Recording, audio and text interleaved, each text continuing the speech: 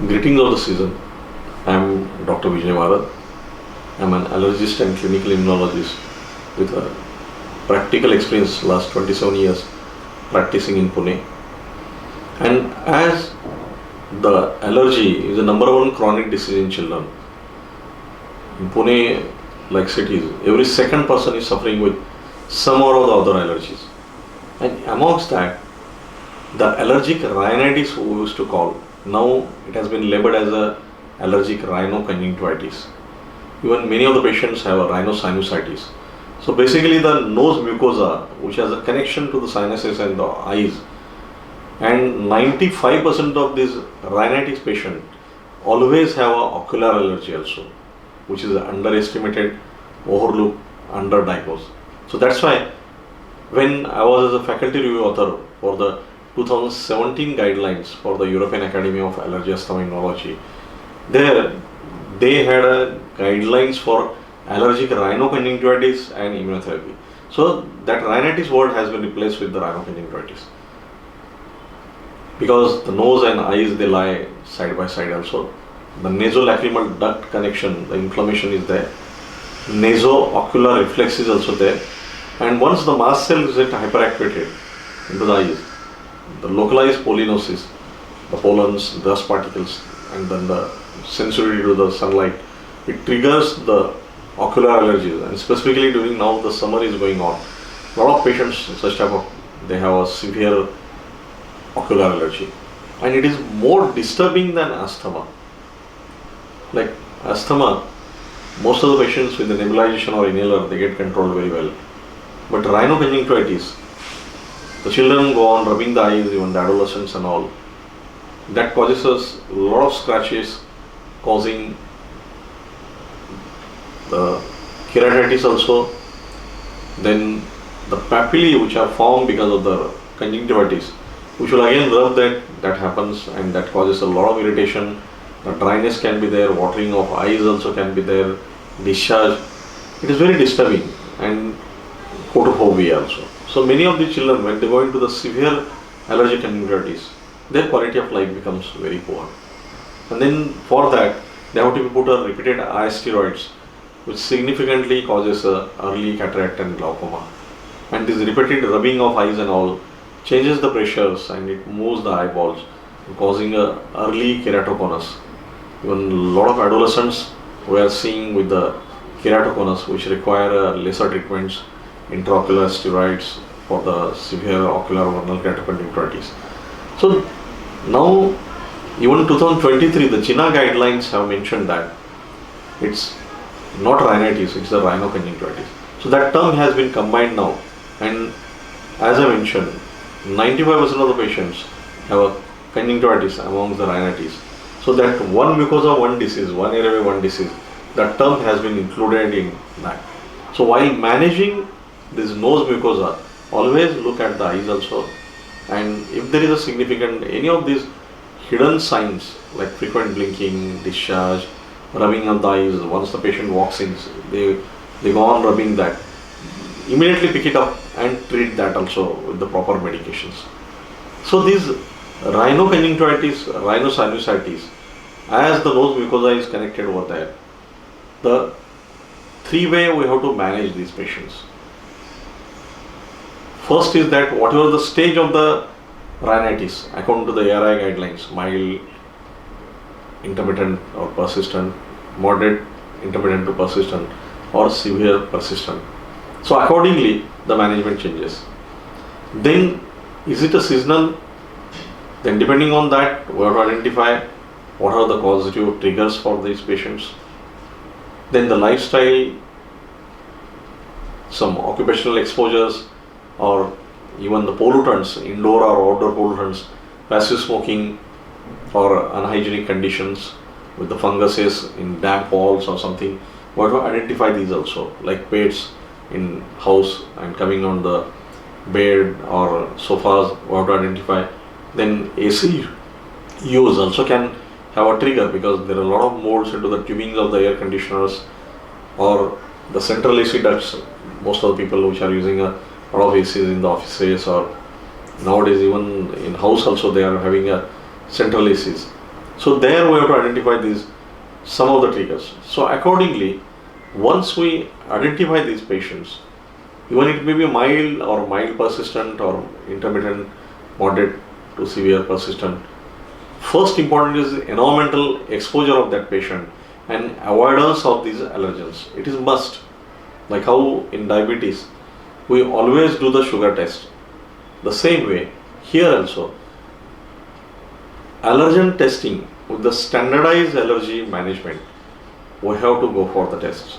Select the allergens according to the patient's exposure, then pollens, dust mites, insect feather droppings, pigeon feathers droppings, or animal danders or mold, something. And then amongst that, the selected ones, identify after the allergen testing with the comparison with the saline and histamine. We have a clinical correlation. Is it really clinically correlating, that sensitivity? And then we guide the patient what type of simple precautions can be taken.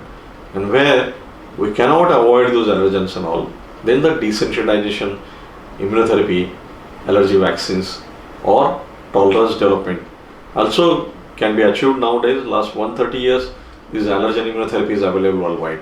Only thing is, in India, that awareness has to be, or the spread of the knowledge to the community should be implemented. Once we identify these allergens and all, symptomatically also, depending on the severity of the disease, we have to use anti-inflammatory, antihistaminics, mast cell stabilizers, or nasal sprays also. So on nasal sprays, there are inhaled corticosteroids. Most of the time they are used. Even about 2 years now, safer nasal corticosteroids are available. Those patients with the ocular symptoms also significant, then the combination of inhaled nasal steroids along with the agilastine also can be combined and can be given for that season, like 1 month, 3 months. Other patients, if plain inhaled nasal steroids, the patient are not responding, or there is a significant rhinorrhea or significant itching of the nose or eye itching, then we can combine this INCS with the agilastine for 10 to 15 days, depending on that. When we required, we can have 2 sprays also. And then we reduce to 1 spray and then once a day and stop it. And then continue with the inhaled nasal steroids.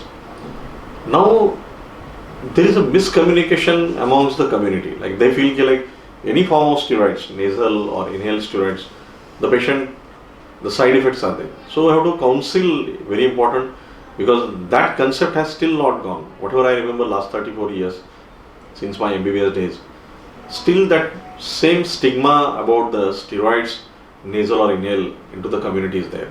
So counseling is very important before the prescriptions. Like explain them that oral and parenteral steroids may have side effects, but the nasal and inhaled corticosteroids does not have any side effects. Only the proper direction is important. Like whenever we give, it should be at the inferior terminates. So when you use the left side, then right hand you can put it that way, like this, or from the left side, then the right side, then left hand. So that direction should be at the inferior terminates, not inside. There is no need to sniff inside also. Just tap it, whatever comes out, you can clean. Otherwise, that bitterness can be there, and the children or adolescents, they don't have that much compliance to these patients.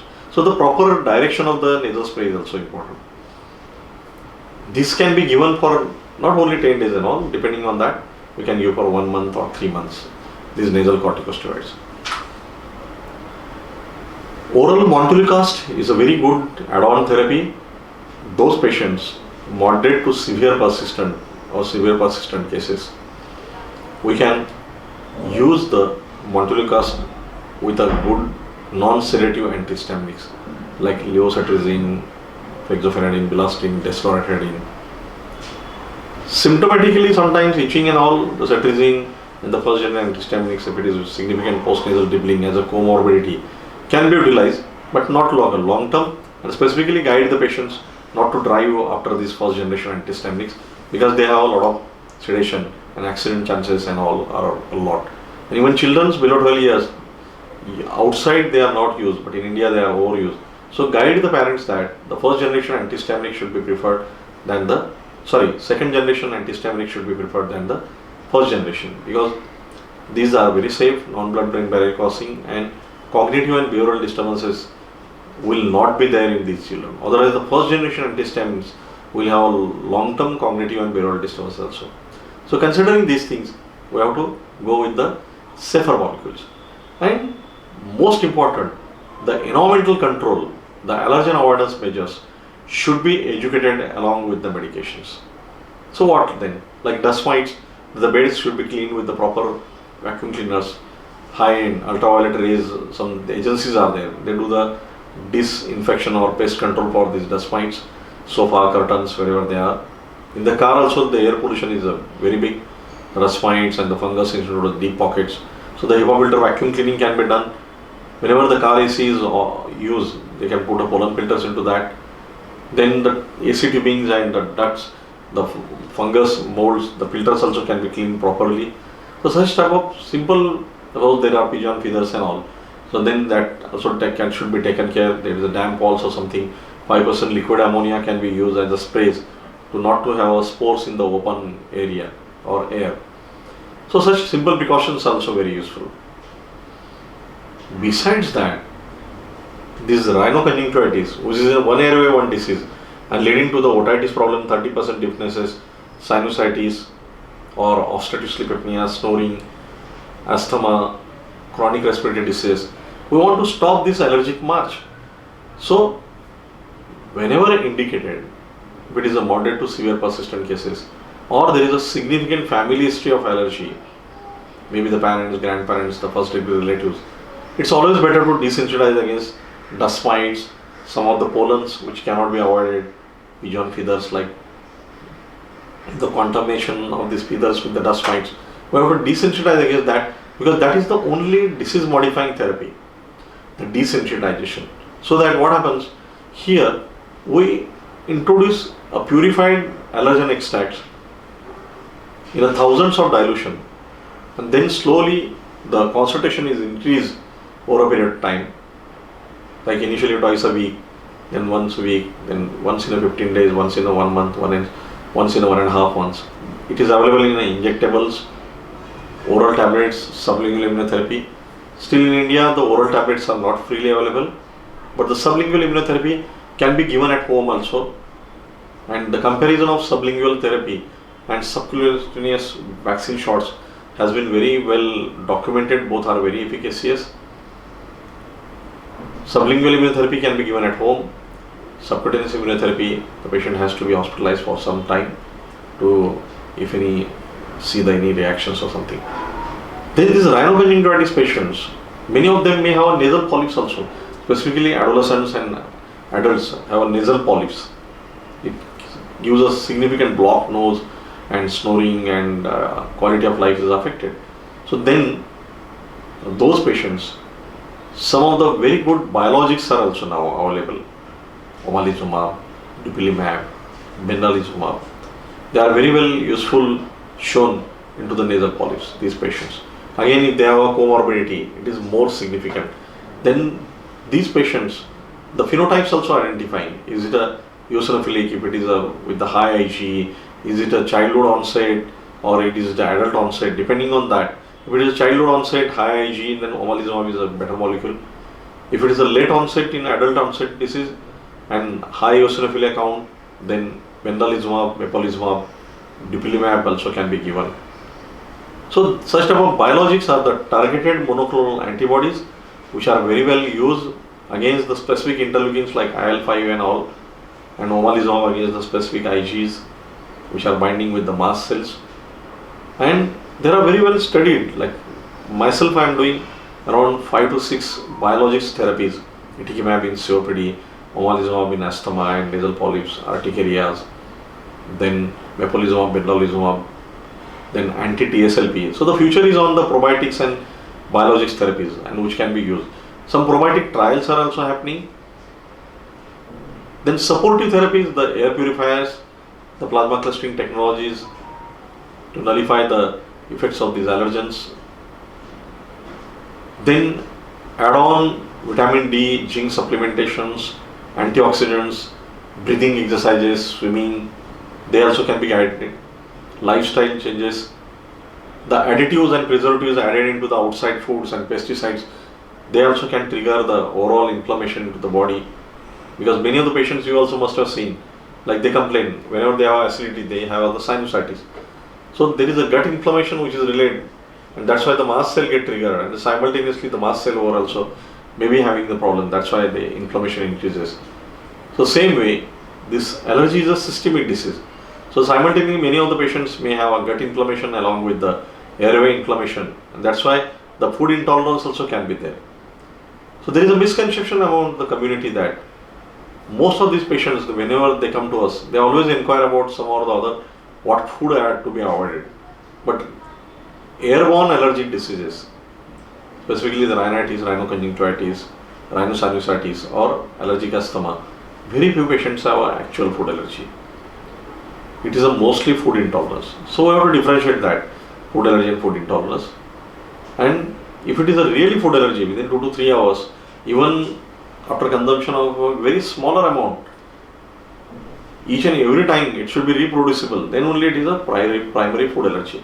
Otherwise, if they have a lot of food and after 4 to 6 hours in the evening or next day, they have the problem, it is a food intolerance. So the mast cells in the gut, they get triggered, and there is a cross reactivity of the pollens and the food epitopes. That's why, like after eating the prawns, the patient has a trigger. That is a cross reactivity, tropomycin with DERP1, DERP2 with the dust mite. Then birch pollen has a cross reactivity with apple MALD1. So that way the cross reactivity is there. So in the allergist point of view, that should also be identified and the guided to the patients properly that primary allergens are the airborne environmental allergens, and these intolerance can be because of the foods or oral allergy syndrome we call because of the cross reactivity. So we have to guide the patients properly, remove the misconceptions and ideas whatever they'll listen from the parents or grandparents or somebody relatives, and give them the evidence based, scientific based knowledge so that they can have a very good control on these diseases, and long term benefit also can be there, not only to stop the progress of the disease to the other comorbid conditions and severe asthma, chronic respiratory disease, but to reduce the overuse antihistaminics and oral or parenteral steroids also, and patients going from one therapy to another therapy. And while scientifically proven these therapies, like how diabetes we manage, the same way allergy management should be very well integrated, holistic approach, so that the patient will have a very good quality of life. And it can be really achieved nowadays. The skin prick test, standardized one, as well as the component dissolved diagnosis, CRD tests also available now in India, very easily available, painless, bloodless. Even there is no age bar, any small children also can do it. It's very safe. There are specific lancets 1 millimeter which don't cause a significant post testing also, there is no rashes or any side effects also. So coming together, all of us can make a difference to the community, and definitely we can achieve a very good control of these allergic rhino-conjunctivitis, rhinosinusitis, and we can prevent the complications of the disease also. Thank you.